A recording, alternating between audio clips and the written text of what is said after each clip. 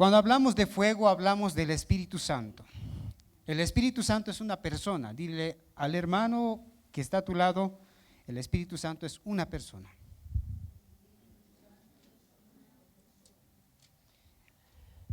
Si es una persona, tiene sentimientos. Y cuando tomamos en cuenta de que tiene sentimientos, también se alegra, también se goza y también se pone triste.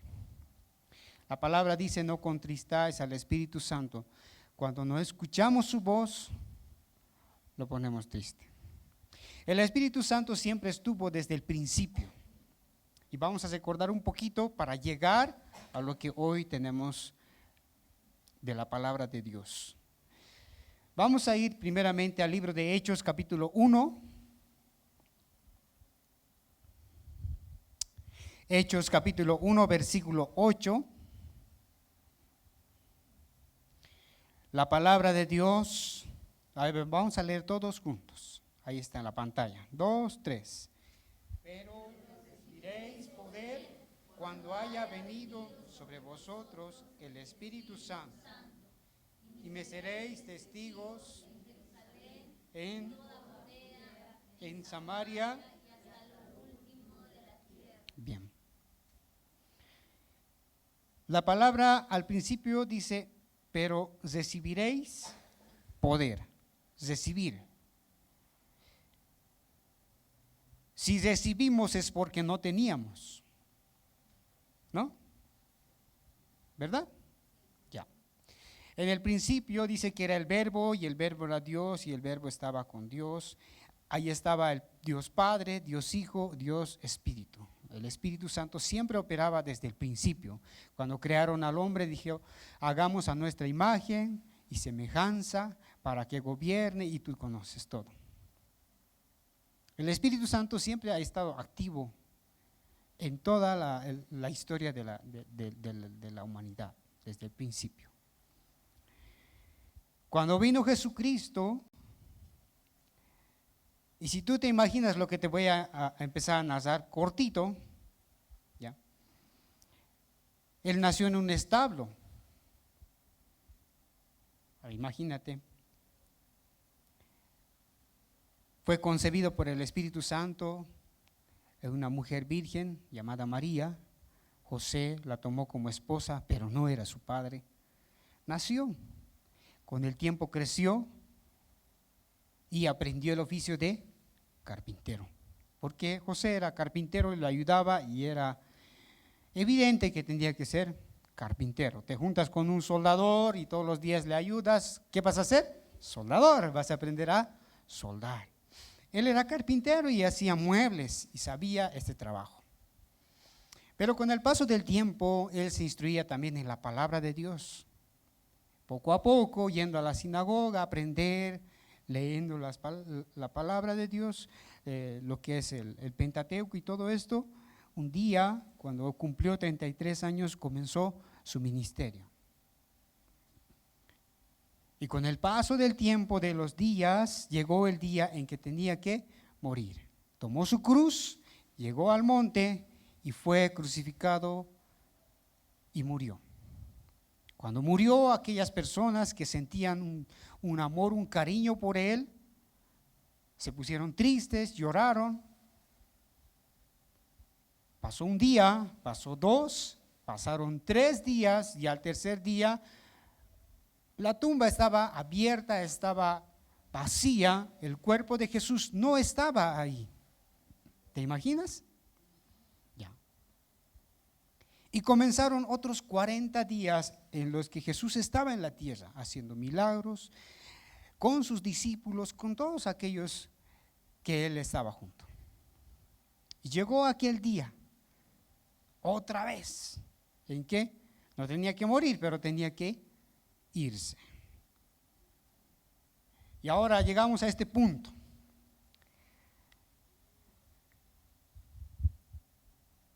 En el momento en que él estaba ascendiendo, puedes imaginarte, había instruido muchas cosas a los discípulos acerca de la palabra y todo. Y en el momento en que se estaba yendo, Los discípulos le hacen preguntas en el versículo 6 y en el versículo 7, pero yo encuentro entre el versículo 7 y 8, cuando Jesús está respondiendo, a ustedes no les toca saber cuándo va a volver el Hijo del Hombre y toda esta situación, y de repente dice, pero recibiréis poder. Es como que se estuviese olvidando algo y alguien le hubiera soplado, pero ¿y la promesa? Pero recibiréis poder cuando haya venido sobre vosotros. Y después ascendió y se fue. Les dejó a los discípulos y a todos los que estaban ahí una espina. Él físicamente se estaba yendo. Estos días hemos despachado a un pariente al otro lado del mundo y es triste. Se llora, hay cariño y todo eso puedes juntar y ver a la persona que está partiendo, y cuando está partiendo dice, pero les enviaré un consolador. Y tú no sabes qué es. Era algo, una sorpresa que en el momento que se estaba yendo y te lo ha dado. Alguna vez cuando estás despidiendo en la flota, antes no, ahora viajan en avión también, cuando estabas despidiendo en la flota y la mamá y el papá de repente abrían, ¿no?, la ventana, Fabio, no te vas a olvidar las últimas instrucciones, ¿no ves? Y las últimas instrucciones son las más importantes, podías decirlas todo el camino, pero no las has dicho. Y en el momento de partir, esos datos te acuerdas y las dices. Jesús había dicho semejantes cosas, palabras había dado a los discípulos en el momento de partir. Y les dijo, van a recibir un poder. Y ellos, ¿qué es? ¿Qué poder? Porque no había hablado Jesús acerca de este poder en la tierra. En ningún momento había dicho eso. Este poder que yo tengo para sanar. No había dejado ninguna doctrina sobre el poder. Pero simplemente les ha dicho, recibiréis poder. Les instruyó de que se quedasen en Jerusalén. Al pasar un tiempo, cuando estaban todos reunidos, dice la palabra de Dios, unánimes, vino como un estruendo, un temblor, y aquel lugar se llenó del Espíritu Santo. El libro de los Hechos habla acerca de la obra del Espíritu Santo hasta el día de hoy. Aquello que Jesús les había dicho, recibiréis poder, ellos en ese momento habían entendido de qué poder se trataba. Si tú no has recibido el poder, si tú no has experimentado esto que es sobrenatural, no la vas a poder explicar. En aquel momento, cuando habían recibido el Espíritu Santo, la gente de alrededor decía, pero ni leer ni escribir sabe, pero está hablando un idioma extranjero y lo habla tan bien. ¿De dónde han aprendido? De la noche a la mañana. Y hablaban en todos los idiomas que podían entender en ese lugar, idiomas del otro lado del mundo que ni siquiera se hablaba en ese lugar. Y claro que hablaban otros idiomas que eran idiomas angelicales, idiomas que se conectan con Dios. Había sucedido algo sobrenatural. El Espíritu Santo te faculta para hablar cosas que tú no entiendes. El Espíritu Santo, ese fuego, te faculta para activar o trabajar en la vida natural cuando tus límites naturales ya no van. Va contra el razonamiento de todos. Recientemente, la pastora nos dio un pequeño informe de lo que es Marcos. Y aquel ligamento, ¿no?, que estaba mal, que tenía que ser operado y que había un informe que decía, esto está. Oramos el domingo y en el momento de la operación el ligamento estaba sano. ¿Y quién lo hizo? Es la obra del Espíritu Santo. Cuando Jesús vino a la tierra dijo, mayores cosas que mí harán. No dijo que seremos mayor que Él, pero haremos mayores cosas. Vamos a ir al libro de Hechos capítulo 5, el versículo 12. Y voy a ir leyendo y ustedes van a ir leyendo también en la pantalla. Dice, y por la mano de los apóstoles se hacían muchas señales y prodigios en el pueblo. Y estaban todos unánimes en el pórtico de Salomón. De los demás ninguno se atrevía a juntarse con ellos, mas el pueblo los alababa grandemente. Y los que creían en el Señor aumentaban más. Gran número, así que hombres como de mujeres. Tanto que sacaban los enfermos a las calles y los ponían en camas y lechos para que al pasar Pedro, al menos su sombra cayese sobre alguno de ellos. Y aún de las ciudades vecinas, muchos venían a Jerusalén trayendo enfermos, atormentados de espíritus inmundos, y todos eran sanados.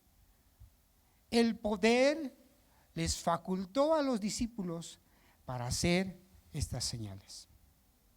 A tal punto, dice la palabra de Dios, que en las calles donde recorrían los apóstoles para ir a la sinagoga, sacaban a los enfermos a las calles y los tendían en las calles, y la sombra de Pedro pasaba y su sombra sanaba a los enfermos. ¿Cuántos dicen amén? Yo recuerdo a Pedro antes de la ascensión, un Pedro tímido, un Pedro que lo negó a Cristo y le dijo, yo no le conozco, ni sé quién es, ni siquiera me junto con él, con juramento dice, lo juro, y yo no sé nada de él. Pero después que vino el poder, el fuego de Dios en sus vidas, el Espíritu Santo, él se paró. Y con denuedo, la palabra denuedo significa convicción, certeza. Estaba tan seguro de que el agua es cristalina, de que esto es vidrio, aunque digas que es madera, yo sé que esto es vidrio. Él estaba tan convencido, porque eso hace el Espíritu Santo. El Espíritu Santo nos convence de pecado, de juicio y justicia. Los había convencido, aquella palabra que había recibido de Jesús, los había convencido el Espíritu Santo. Se paró en ese momento y no le importaba si le iban a matar, si le iban a crucificar, no le importaba nada. Y empezó a predicar el Evangelio. Y les dijo a los mismos que le habían crucificado, ustedes lo han crucificado. Ustedes lo han asesinado. Y los empezó a decir las palabras y todos los que habían estudiado la palabra, imagínate, una multitud. Veían en los ojos de Pedro algo diferente, algo distinto, que aquel día se habían convertido 3,000 en su primera prédica, su primer discurso, 3,000. Pero eso no era porque Pedro estaba con camisa y corbata y había ido a pasar cursos de teología y estaba tan convencido de lo que había estudiado, que no, era la obra del Espíritu Santo, trabajando en los corazones de las personas, llegando. Pero ¿qué ha provocado en Pedro salir de eso que estaba antes? Decía, no, yo no soy de él. El Espíritu Santo. Eso que quemaba aquí adentro, salió. A Tal punto dice que estaban entrando a la sinagoga, que había un cojo de nacimiento y estaba años y pedía limosna, y Jesús le dijo, sabes, no tengo plata, no tengo oro, no soy cirujano y ni te voy a poder pagar una cirugía, ni darte muletas, ni silla de ruedas, pero tengo algo, dijo, tengo algo que ha recibido. ¿Y qué era? Este poder que le facultaba a sanar, a levantar, a resucitar. Y le dijo, lo que tengo, te doy. Levántate y anda. Lo tomó de la mano, lo hizo parar y entró, dice, con Pedro y los demás adentro, a alabar a Dios. ¿Cuántos dicen amén? Por hacer eso, luego le llevaron y le acusaron de que en nombre de Beelzebú y de muchas cosas ha sanado, y le empezaron a investigar y lo acusaron y lo querían matar. Pero él no tenía miedo. En ese momento él ya no tenía miedo, no tenía temor. Y cuando lo querían liberar le dijeron, ustedes vuelven a predicar al nombre de Jesús, los vamos a matar. Y Pedro sin miedo los miró a los ojos y les dijo, ustedes digan si obedecer antes a Dios que a los hombres. A ese punto llegó Pedro. Saliendo de ahí fue a predicar y ganó 5,000 más. Esa es la fuerza que nos faculta hoy a poder difundir lo que es la palabra. Hay un fuego desde entonces en ti. En el momento que tú has recibido a Cristo como tu Señor y como tu Salvador, el Espíritu Santo ahora mora en ti. Ese fuego te faculta a hablar, ese fuego te faculta a hacer. ¿Sabes? Gracias a ti, tus vecinos son bendecidos. Las personas que habitan a tu alrededor, cuando vas en el tráfico, cuando vas en el auto, cuando viajas en un avión, todos ellos son protegidos por ti, porque el Espíritu está en ti.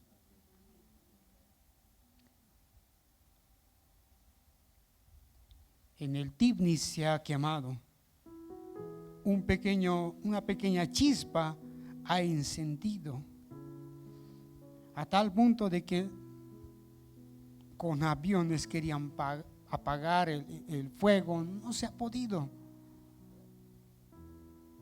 Muchos animales se han quemado. Aquel lugar ha quedado como un recuerdo de que un fuego ha arrasado. El Espíritu Santo, cuando activa en tu vida, quema todo. Si tú tienes un mal carácter, pídele al Espíritu Santo que te ayude con tu carácter. Si tu esposo o tu esposa es insoportable, pídele al Espíritu Santo. Él es una persona. Si hay un enfermo, la palabra de Dios dice, pondrán sus manos sobre los enfermos y estos sanarán. Y es por el Espíritu Santo. El Espíritu Santo nos faculta a hacer esto. Jesús envió a sus discípulos de 2 y de 3 y volvieron tan felices y tan contentos. Dice, Señor, en tu nombre hemos sanado enfermos, hemos levantado muertos, y estaban contentos. Y les dijo, mayores señales que me harán. La gente sacó a los enfermos a la calle, cosas, milagros mayores hicieron. Esa convicción los llevó a los discípulos a morir en muertes que no te puedes imaginar.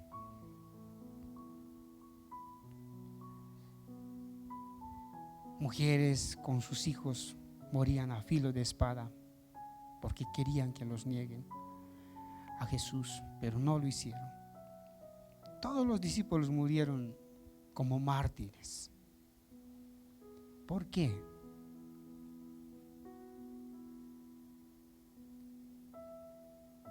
Esa convicción es necesario que hoy la activemos en nuestras vidas.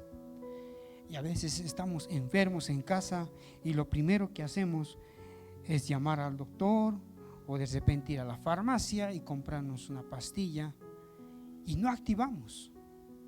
Tenemos ese fuego dentro de nosotros, pero nosotros no provocamos el incendio. Ponte de pie. Hoy vamos a activar este fuego. Todo este mes hemos hablado de ser llenos del Espíritu Santo. ¿Cuántos quieren ser llenos del Espíritu Santo? ¿Cuántos ya tienen el Espíritu Santo en sus vidas? Pero te falta convicción. Y no es malo, porque hay una necesidad de nosotros. Hay una necesidad de nosotros de salir, de sacar ese fuego.